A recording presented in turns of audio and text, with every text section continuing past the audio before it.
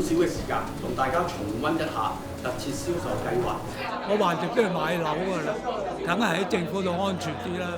你份屋苑得2000伙啫嘛，你一定有屋住㗎，你唔使驚。我話我未搞豬啊，佢話你哋實搞到嘅咁。有意申請咧東華三院或屋苑長遠居住安排方案嘅法律配對服務咧，喺個律師代表嗰個位置度填翻我哋而家黃色 highlight 嗰句。安排咗用佢嗰個免費律師啊嘛。諗住會揾。因為我哋都知道咧，即係大家擔心啦，即係一啲律師嘅文件上嘅嘢啊，就住呢一個街坊嘅需要咧，咁我哋就去提供一個免費嘅法律配對服務俾街坊。第一，我哋啱啱話包咗所有嘅法律嘅手續啦，有啲相關嘅雜費，例如可能係啲歷日費啦、查冊費啦，或者可能有啲影印費咧，等等啲費用咧，我哋都係會包括入。我哋而家住緊東華啊嘛，咁啊梗係參加咗東華嗰啲先啦。咁個流程申請咧就好簡單嘅，收到介紹專員嘅轉介啦，咁我哋就會去同律師嗰邊去聯絡啦。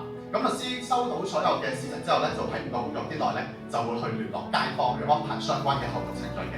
梗係幫到手啦，起碼你講好多嘢，我哋都會接收到。如果唔係，我乜都唔知。喺出邊揾呢個律師，我哋唔熟噶嘛，變咗東華咧就有啲信心咯。其實我哋都好多人幫手㗎啦，你人際啊、東華、紅十字會啊，聽日間都好多幫手㗎啦。少咗一樣嘢擔心咯。